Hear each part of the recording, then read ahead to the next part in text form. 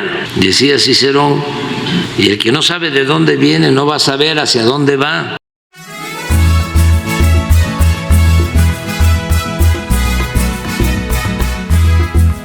Cuando gobernó Salinas, fue cuando se intensificó más la privatización. Me decía un jovencito que si qué era la privatización, un adolescente. Y le dije, pues es convertir lo público en privado, así se define en el diccionario. Y ya le expliqué. Bueno, cuando más se trasladan bienes públicos, bienes del pueblo, bienes de todos, bienes de la nación a particulares, es en el tiempo de Salinas. Eso va a ser transitorio, 1 mes, 2 meses, 6 meses, y se le va a olvidar a la gente. Y ya, pues fíjense que no se le olvidó a la gente. Pero esos son los de la marcha. Imagínense Iberdrola, lo prepotente de la empresa, que termina Calderón de presidente y se lo llevan de empleado. Bueno, viene la reforma eléctrica, energética, y se proponen pues darle protección a todas estas empresas y desaparecer a la Comisión Federal de Electricidad. Sí, les dan subsidios del presupuesto público a todas estas empresas. Entonces empezamos con el nuevo gobierno a ver cómo rescatamos la industria eléctrica. Qué difícil, qué complejo, porque este grupo tiene el control del Poder Judicial de México. Jueces, magistrados, ministros, empleados de Iberdrola y de otras empresas. En eso estábamos cuando me dice el secretario de Hacienda, Rogelio Ramírez de la O, fíjense que hay la posibilidad de comprar plantas de Iberdrola después del pleito, porque yo hablé con el señor y ya cuando me insistía de que era legal. Mire, ya, independientemente de eso, ustedes nos ofendieron. ¿Cómo se van a llevar de empleado al presidente de México, aunque haya sido como haya sido? O sea, es una falta de respeto a México, porque aunque haya ostentado el cargo, estuvo de presidente, es mucha prepotencia llevárselo de empleado a trabajar a su consejo de administración. Calderón había estado de secretario de Energía. Entonces, pues ahí se terminó el diálogo, no fueron buenas las relaciones, pero cuando me dice Rogelio Ramírez de la O, que es un extraordinario secretario de Hacienda, muy ecuánime y también un buen servidor público que piensa en los intereses del pueblo, de la nación, y me dice, hay esta posibilidad, quieren vender, no sé si 10, 11, ¿cuántas? 13 empresas los de Iberdrola, que si nos interesan. Sí. ¿Saben cuánto estaba ya generando la Comisión Federal de Electricidad con toda la camisa de fuerza que le pusieron? Porque ataron a la Comisión Federal para que no generara energía. Las plantas de la Comisión Federal de Electricidad, incluso las hidroeléctricas, que producen energía limpia, barata, renovable, no las consideraban estratégicas y no les permitían despacho, es decir, que subieran su energía a la red de distribución. Si una hidroeléctrica tenía capacidad para producir energía con 5 turbinas, solo operaba una de las 5. O sea, toda la infraestructura subutilizada, legalmente controlada por todas las reformas que hicieron para favorecer y que le compráramos la energía a las empresas particulares, con subsidio, a precios elevadísimos. Entonces, cuando me dicen que van a vender 13, le digo sí, porque ya la comisión estaba generando 38% de toda la energía eléctrica, 38%. Y aún cuando tenemos un plan de rehabilitación de las hidroeléctricas y se están construyendo termoeléctricas nuevas, estamos ya en la segunda fase de la construcción de una planta solar que va a ser la más grande de América en Sonora. Aún así, apenas íbamos a llegar al 51%.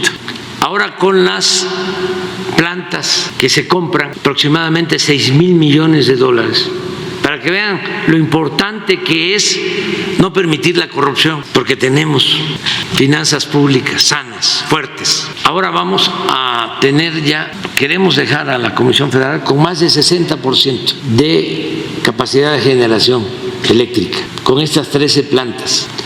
Pero para comprarlas se tiene que tener la autorización de un organismo que crearon ellos mismos para impedir el crecimiento de la Comisión Federal de Electricidad y de Pemex, de las industrias o de las empresas públicas. Ese organismo se llama COFECE. Y ese organismo está manejado pues por estas empresas. Ese organismo se creó en el periodo neoliberal para que el gobierno estuviese al servicio de las empresas particulares, que el gobierno no se ocupara de lo público, que no se defendiera a los consumidores, porque con todas las leyes, siempre lo hemos dicho aquí, paga menos proporcionalmente Oxxo, toda la cadena de Oxxos.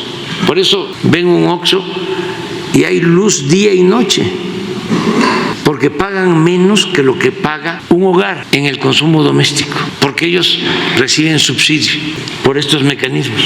Entonces, milagrosamente, ayer o antier, la COFECE ayer autoriza la compra. Ah, claro, limitaciones de que las plantas no pasen a la Comisión Federal de Electricidad, porque si no la Comisión Federal de Electricidad se convierte en un monopolio, ¿no? Ese es el argumento, la excusa. Entonces, vamos a buscar un mecanismo para cumplir con la ley, con la COFECE, que espero que no dure mucho, porque ya estamos planteando en las reformas que desaparezca, porque eso es contrario al interés público. Son de esos organismos que se crearon, todo ese andamiaje que se estableció durante el periodo neoliberal para proteger intereses particulares por encima del interés público. Le quitaron a la Constitución toda su esencia social y pública. Modificaron el marco legal para beneficio de una minoría. Ya lo hemos dicho y lo voy a seguir diciendo. En 36 años de neoliberalismo o neoporfirismo, nunca llevaron a cabo una reforma a la Constitución para beneficiar al pueblo de México. No hay ninguna prueba de que hayan reformado la Constitución para beneficiar al pueblo. Todas las reformas que hicieron, muchas, fueron para mantener privilegios y crear nuevos privilegios para una minoría rapaz. Por eso son las nuevas reformas constitucionales que estamos enviando, para regresarle a la Constitución del 17 su espíritu público y social. Pero bueno, ya se logró. Y fíjense lo que es la política y el servicio público. Me había peleado con el señor del Iberdrola y ya cuando firmaron el acuerdo me di un abrazo con él, porque yo estoy aquí para buscar el beneficio del pueblo, no estoy aquí para pelearme sin ton ni son. Yo no odio a nadie, no tengo enemigos ni quiero tenerlos, nada más tengo adversarios. Y dicho sea de paso, se portaron bien porque cumplieron. Ahora les vamos a pagar el día 26 de este mes y quiero que a ver si el 27 ya voy a una planta.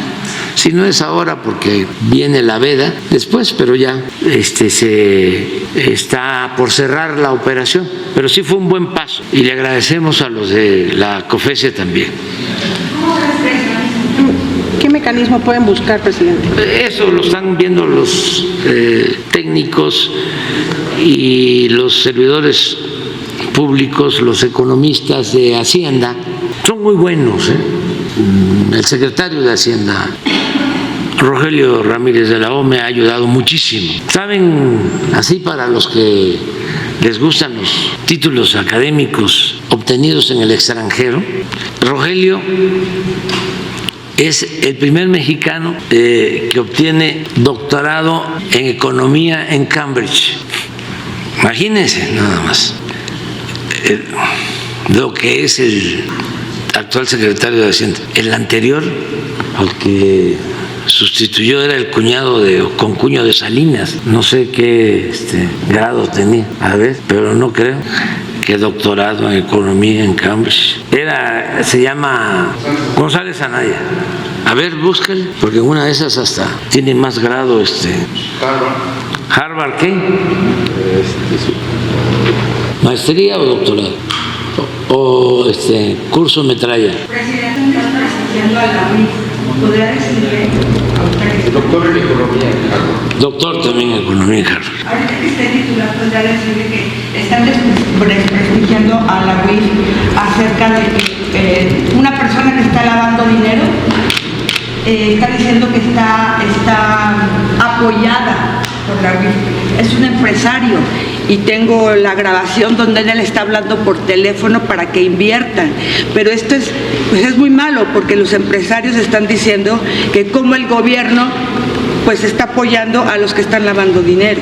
No. Pues quería darle yo toda la... Pero esa es sí, esa es calumnia.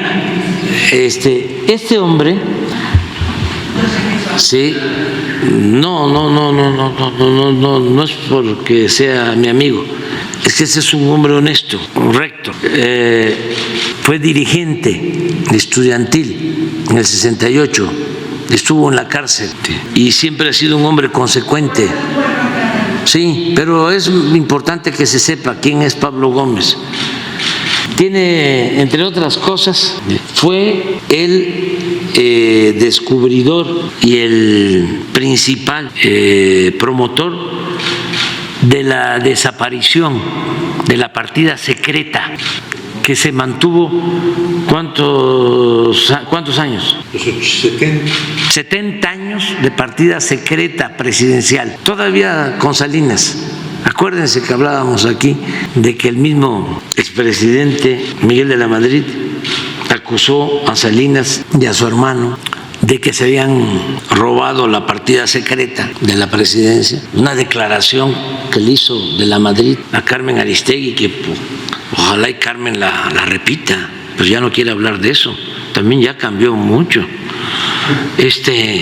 Y fue Gamboa Patrón, secretario particular de la Madrid y secretario de Comunicaciones de Salinas, con el hijo de Miguel de la Madrid, y le llevaron una carta para que la firmara, y la firmó don Miguel, que en paz descanse, negando todo y diciendo de que él ya estaba mal de sus facultades mentales. Pero ese señor fue el que puso el dedo en este tema para que desapareciera la partida secreta. Y lo otro que aportó, aunque que todavía hay que corregir, porque los marrulleros del Poder Judicial le dieron la vuelta. Él fue el que presentó la iniciativa de reforma al artículo 127 de la Constitución para que ningún servidor público ganara más que el presidente de la República. Sin embargo, le dieron la vuelta a los del Poder Judicial y ganan 4 veces más los ministros que lo que yo gano. Pero ahora vamos de nuevo con otra reforma al 127 para ser más precisos y que no puedan, bajo ninguna argucia legaloide, violar la Constitución. Entonces van a hablar porque pues además estamos viviendo un momento estelar en la historia de México, estamos transformando, garantizando libertades sin censura, estamos llevando a cabo esta transformación y nos debemos de felicitar todos, amigos y adversarios, todos tenemos que felicitarnos por estar llevando a cabo esta transformación de manera pacífica, una transformación profunda, algo que era indispensable, porque no podíamos continuar con la decadencia que se venía padeciendo, lo que dejó como fruto podrido la política neoliberal, neoporfirista, la política de pillaje. Entonces esta transformación es buena para todos. Por eso me gustó la entrevista que dio Carlos Slim, hablando con toda libertad, con mucha claridad, porque prácticamente a todos los mexicanos les ha ido bien. Lo que pasa que habían unos muy mal acostumbrados, porque fueron muchos años de neoliberalismo, neoporfirismo, muchos años de corrupción, décadas. Entonces, ¿cómo voy a contentar a Aguilar Camín, a Krause, a Loret? Pues si nada más de sueldo recibe 2 millones de pesos mensuales. ¿Y para qué le pagan tanto? Pues para atacarnos. Entonces, estamos viviendo momentos muy importantes y son los que se sienten ofendidos, pues los que medraban, los que se dedicaban a robar, a vivir colmados de atenciones, de privilegios, a poner en práctica el influyentismo, y también, que son 2 segmentos, uno son estos, ¿no?, que hacían negocios, entre comillas, porque realmente en sentido estricto no eran negocios, porque no obtenían ganancias razonables, saqueaban, asaltaban. Pero bueno, ese es un segmento. Y el otro pues son los conservadores de siempre, que esos hay que considerarlos, porque no es necesariamente por cuestión económica, eso sí es un asunto ideológico. Hay mucha gente conservadora en el país, millones, siempre han habido gente que no entiende o no acepta ninguna razón de ningún tipo. En las familias, otro día me contaron de unos hijos, una familia de clase media alta o alta, que los hijos son simpatizantes, ya grandes, simpatizantes del movimiento, pero jóvenes, ¿no?